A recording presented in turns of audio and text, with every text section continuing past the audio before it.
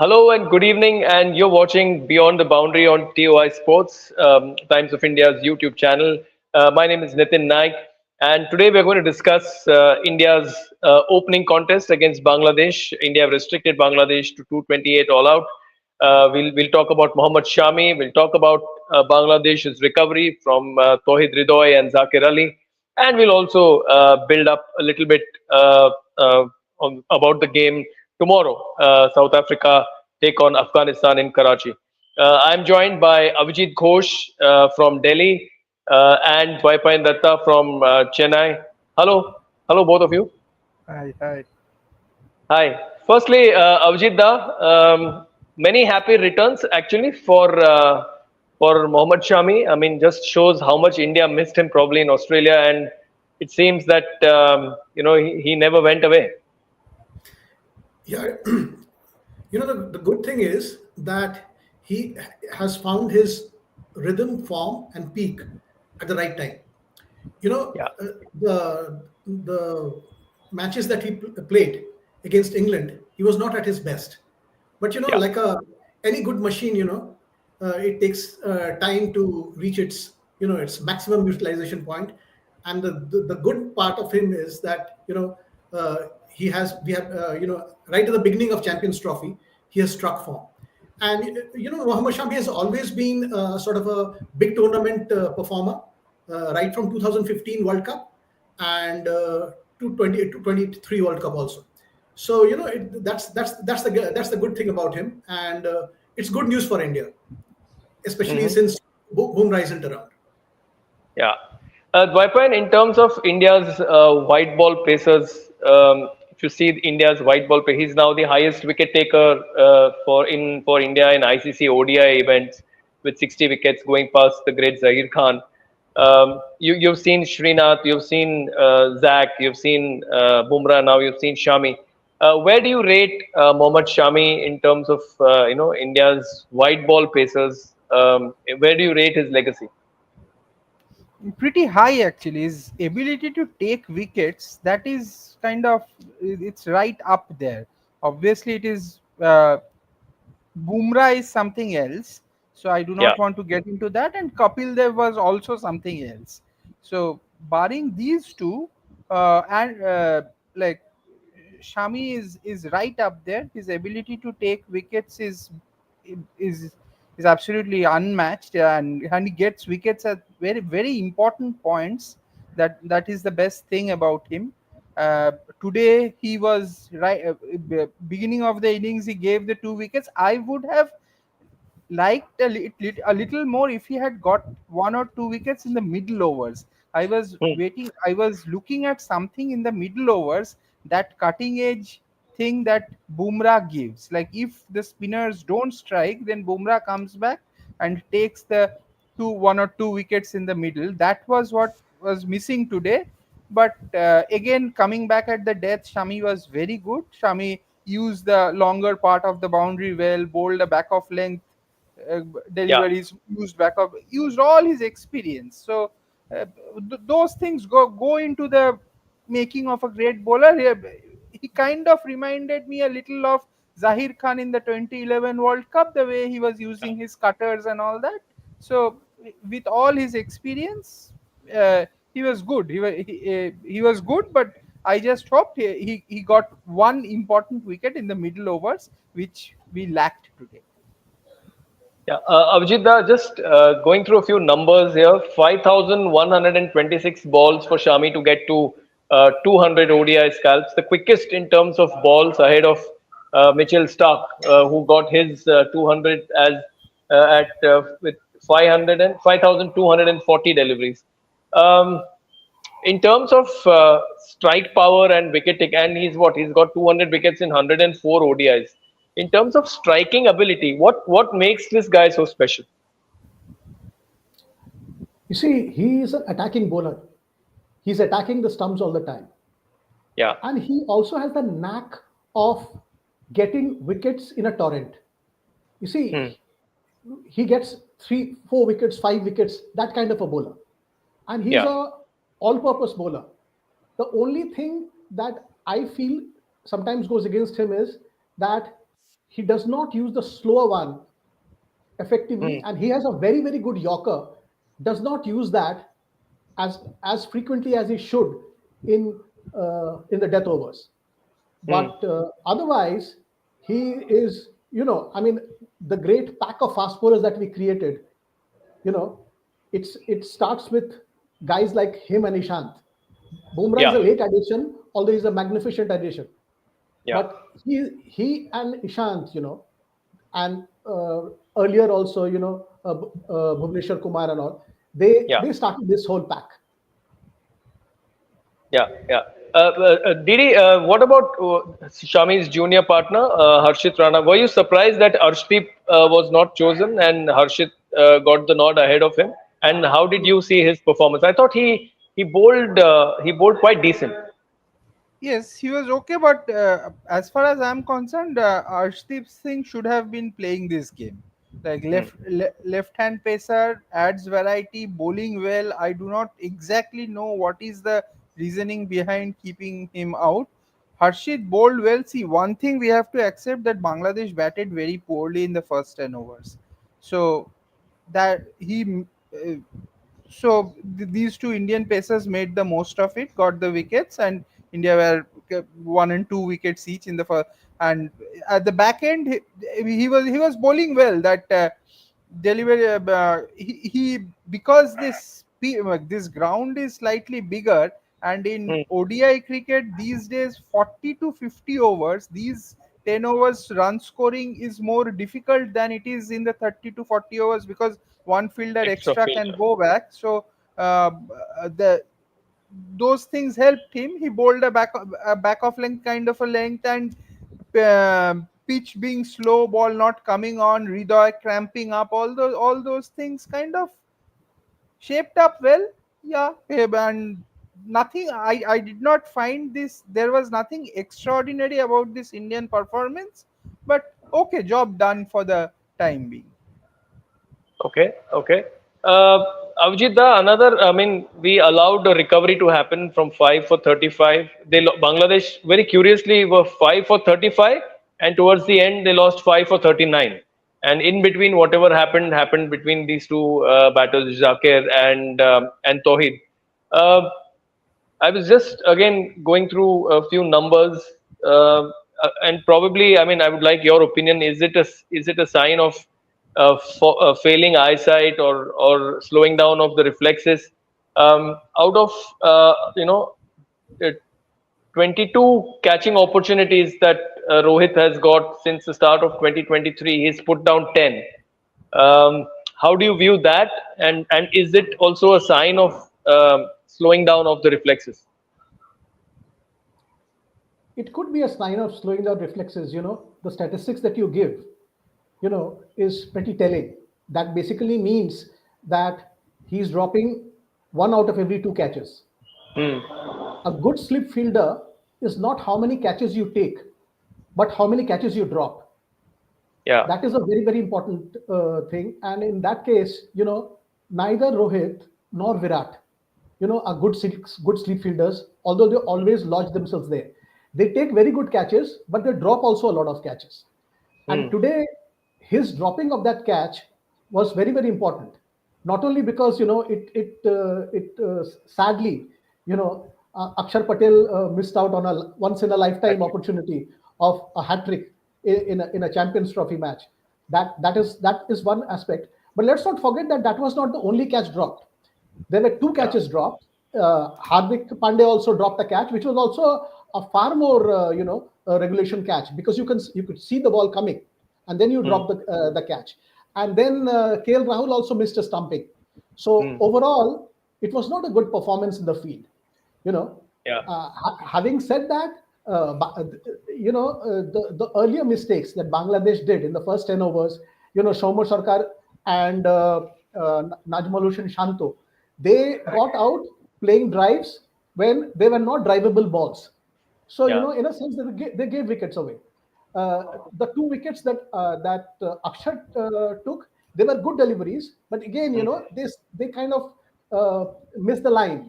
The ball did not turn that much. They played and they took a nick, But yes, Rahul there, he took one of the catches was very, very good. Uh, Yeah. so the point I'm making is we allowed them to come back, but let us not forget that we bowled badly in the middle overs. Hmm. It shows one thing that our spin bowling does not have the kind of bite, you know, Yeah. that we thought it would have. I mean, but Kuldeep today, he did not seem to have the fizz, Yeah. or the kind of thing that made him such a good bowler in the earlier part of the 2023 World Cup Hmm. uh, finals. It is to some extent, our rivals, Pakistan and New Zealand, will take heart from the fact that Hmm. our spinners have not done well. You see, Hmm. and let us not forget that we have gone there with five spinners, but Yeah. only two wickets were taken by spinners today, and we have gone there with three pacers, and they took eight of the wickets. Hmm. Hmm. Dwaipan, there was a comment on Rohit Sharma's captaincy and Ujjwal Maurya. Thanks for writing, Ujjwal. Uh, Trademark Rohit Sharma captaincy, easy singles. The same happened in the World Cup final 2023. Two catches went to slips, and there were no slips. A word on his captaincy today. I mean, is Ujjwal being very harsh, or is the assessment spot on? Probably a little harsh, but the thing is, the problem was with the fielding. Like the dropped catch. I will just go back to something. I will just refer, like in 2006, when after Adam Gilchrist dropped a catch, two catches actually he dropped, and he was batting very well at that point of time, and he immediately decided that my time is up, and Yeah.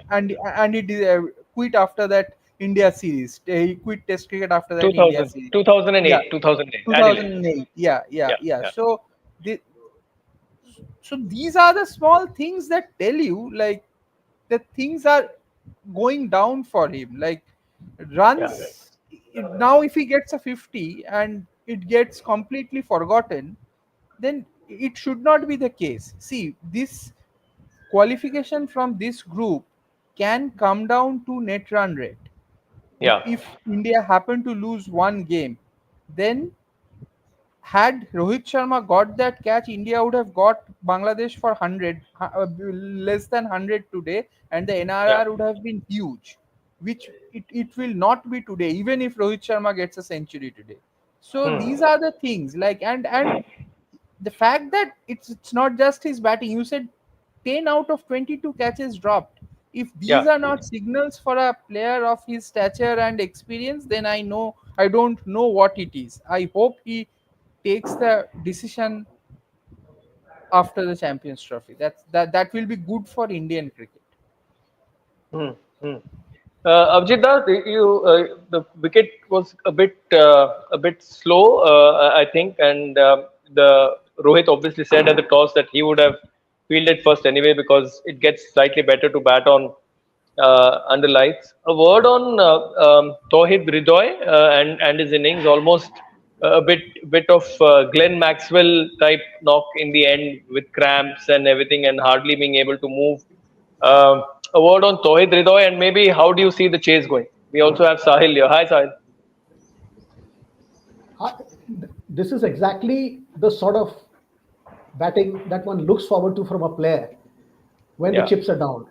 You know, Hmm. you take your time, but you stay there because you know that once you're set, you can up the ante. You see, Yeah. what has happened with Hridoy is his innings has given Bangladesh a whiff of a chance. Yeah. India had the opportunity to close the door. We did not Hmm. do that. Now the Hmm. door is very, very slightly ajar. Now India still has 90% chance of winning this match. But it is no longer 100%. That Yeah. 10% could be there, and Bangladesh can take that chance. It all depends on how we start. If it is 10 for 2, then it will be a tight game. Yeah. Yeah. And Doipan is very, very right that the NRR will come into play, is likely Hmm. to come into play. The only advantage that we have is that we will be playing the last game of the group. Last game. Yeah. Yeah. Hmm. Hmm. Sahil, how did you see the game? How did you see the first innings go? What was the feel that you got? Very quickly. How did there was a comment on Rohit Sharma's captaincy. We saw his catching record, 10 out of 22 catches dropped. He obviously did a namaskar in apologetically almost to Akshar Patel for denying him the hat trick. How did you see the game go, and your views on India's possible chase? No, Nitin bhai, it was very, very hot to start with in Dubai. That afternoon was very, very energy sapping, dry heat, and Yeah. the way Hridoy was cramping during his innings, second half of the innings, it was clearly evident that the conditions weren't easy to run around there. And disappointed to see the way India fielded today. Not just Rohit, that drop catch by Hardik. Those were two Yeah. very regulation opportunities, and India could have well wrapped up this game by that time. But I think we have lost Sahil. Or is he around? I don't know. I think we've lost him. Dwaipan, your views on the possible chase? Should we get this thing wrapped up easily, or do you see some hiccups? See, it is very difficult to take a call on a pitch till both the teams bat. But one thing that I am slightly hopeful is that I did not see any puffs of dust coming out Yeah. when the spinners were bowling. So there will not be massive help for the spinners. It will be slow, but it will not be massive help for the spinners. But somehow I have a feeling that these conditions are Mirpur like conditions, and Ah. Bangladesh can be very tricky opponent when they are defending a total in the 230 region and takes a couple of early wickets. So those Hmm. two three early wickets should not happen. uh, India should, if India is like say 80 for one after 15 overs, then I think it's cruise control. But if it's Hmm. suddenly 50 for 2 or 50 for 2 or 50 for 3 and the dew doesn't set in, and this Hmm. slow pitch, though there is no puff of dust, but Hmm. the pitch being slow, uh, things can happen. So I hope it will not happen, but there is an outside chance. Hmm. Hmm. Sahil, a word on the crowd turnout. I mean, very very disappointing crowd turnout even for an India game. What is your take on this? no, absolutely. I think the crowd bit was the major talking point because you're not used to seeing so many empty seats for India game, and there were expectations कि यार शाम को when the temperature kind of drops and the evening becomes more pleasant, people will start coming in. But that's not the norm for an India game, right? Yeah. Rain, sun, shine, whatever happens, crowd come out in large numbers. But it was very, very surprising, and I think the turnout was less than what it was for Virat Kohli's Ranji Trophy match versus Railways. ये उससे भी कम लोग आज एक ICC event के लिए दिख रहे हैं. So, and it's not helping. I think the the buzz hasn't been created here because most of the teams are parked in Pakistan. Only Yeah. teams which are playing against India will be coming here. There's no branding or signage per se, even in downtown or business bay area of the city. So that buzz is missing, and I think they're just treating it as कि India आएगी, तीन match खेलेगी, semi-final, final. Probably if India lasts that long, uh, maybe then something kind of the intensity kind of picks up. But Pakistan should be a sold out game. It is a sold out game, but I think people will be out there in numbers. But I'm not really sure that the same can be said for the New Zealand game because Bangladesh game I was surprised not to see even the stadium half full. This is like quarter full. Hmm. Hmm. Is it because of the price of the tickets? No, I don't think so. I think pricing is not that high, and Bangladesh tickets were even available. And I was speaking to a lot of people back in India. Even the BCCI has distributed because BCCI, as a member board, they get some sort Yeah. of quota of tickets. So उन लोगों ने भी अपने respective state association boards में tickets भेजी हैं कि if someone want to go there, they can buy tickets. They have generated links and everything. Even after all that, the seats No are still takers. empty, and I think it primarily is down to the fact that the tournament hasn't been marketed enough. You can still see a lot of signage for a Champions Trophy live screening at a popular restaurant or a pub in Dubai, but stadium में आके match देखो ऐसा मेरे को अभी तक कहीं पे कुछ नहीं देखने को मिला. Sports city when you enter you'll just see one giant hoarding of the Champions Trophy, and that is all. So I don't know whether that was the right approach for a tournament or whether they just wanted to Can't hear you.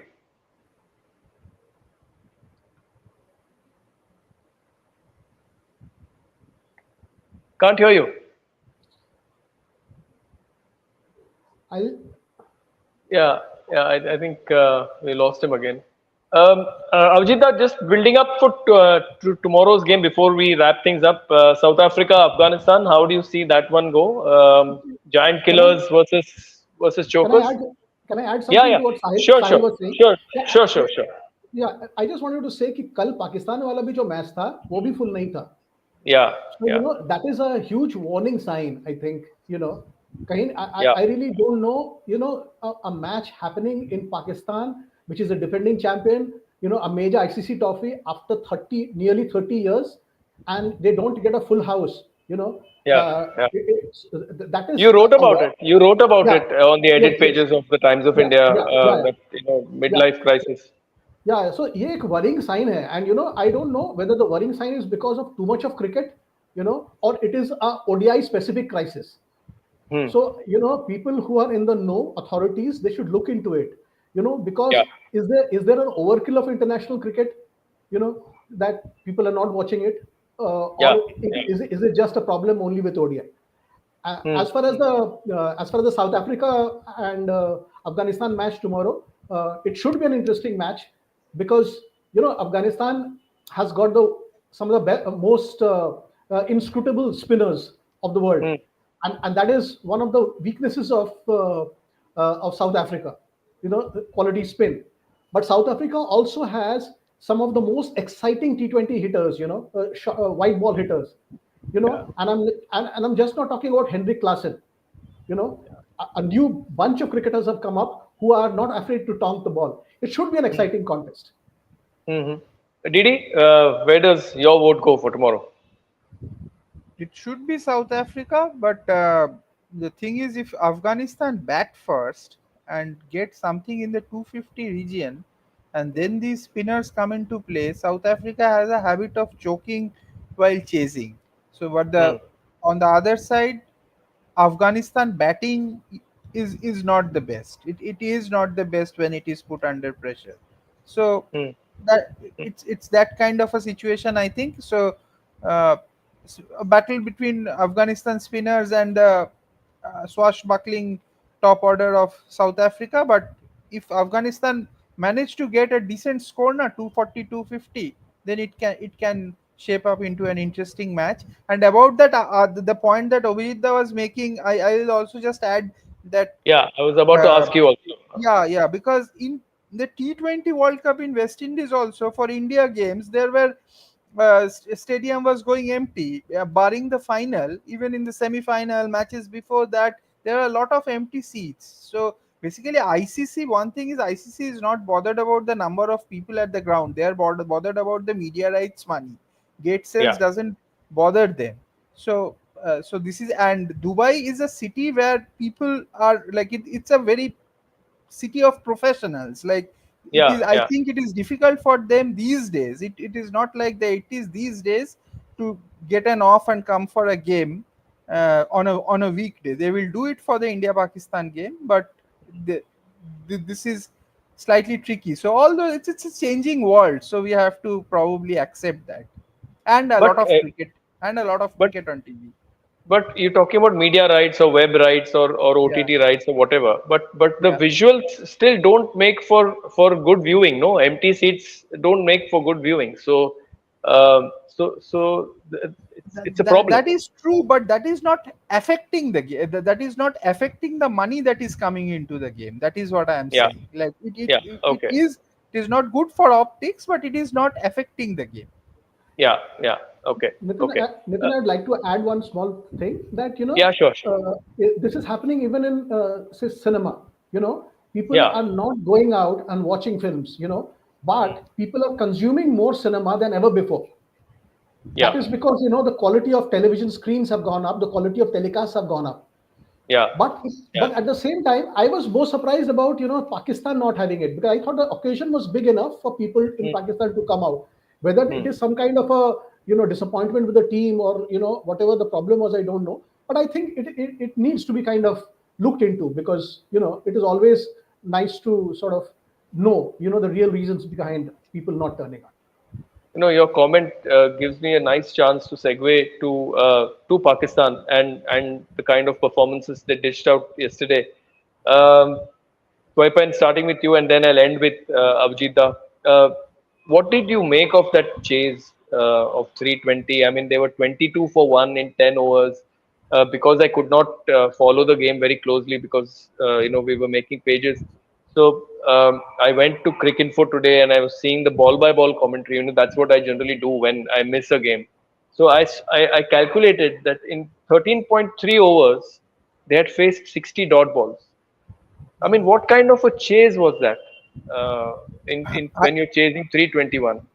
I think the what they had thought about is that they were waiting for the dew to come in. See, there was a bit of purchase for the spinners because in the first innings I had seen that the puff of dust was coming and the left arm spinner was getting a bit of purchase. So what the they are probably hoping that the dew will come in, they will have wickets in hand, and they will go for a almighty chase towards the end. And if you see, they got till 260 after Yeah, where they were.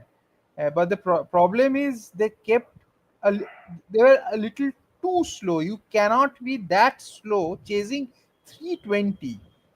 yeah, I think Pakistan's problem was they let 320 happen on that pitch. A Pakistan team cannot afford to let 320 happen bowling first on that pitch, which has something in it for the spinners. That is where they lost the game, and the batting, the slow batting initially accentuated it, and those kind of quick wickets in the middle. yeah. Avjita, I mean, they faced dot balls which equated to 27 overs yesterday. I mean, that's a staggering amount of dot balls. And for someone like Babar Azam, who is rated amongst one of the Fab Six of the modern generation, or the Fab Six of the players who are featuring in this tournament. At least that's how the broadcasters are selling this. I mean, how does this impact his legacy? 60 runs in 92 balls, sorry, 64 in 92 balls, or whatever it was, and a lot of people, including Ashwin on his YouTube channel, also said that he just was staggered to see that there was zero intent. And even an injured Fakar Zaman was showing more intent than a well said Babar Azam. And Ashwin, in fact, went on to say almost cheekily that सिर्फ एक cover drive खेल के आप अच्छे batsman नहीं दिखराई जा सकते. So, your views on firstly their chase yesterday, as well as Babar's, should I say, dipping legacy? See, number one, Pakistan got about 20 runs in the first 10 overs and Yeah, another 40 runs in the next 10 overs. next time. So Yeah, they left themselves to do about 260 runs in 30 overs. yeah, The problem with Pakistan yesterday was not the number of sixes, not how to hit sixes and fours. Their problem was how to take singles. See, yes, T20, ODI, a very important difference between ODI and T20 is, singles matter so much more in ODIs. And yeah, also, the placing the ball, taking 2 runs, hard running.